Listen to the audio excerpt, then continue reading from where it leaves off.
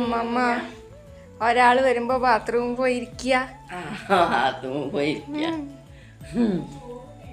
ആ ഞാൻ കഴിച്ചിട്ടാ വന്ന കൂട്ടുകാരിന്റെ വിട്ടത് അമ്മമ്മയ്ക്ക് കൊണ്ടുവന്നു. കൂട്ടുകാരൻ്റെ അമ്മമ്മയ്ക്ക് കൊണ്ടുവന്നു. ഇതെന്താ പൂ വെറുതെ വഴിന്ന് കണ്ട പൂ.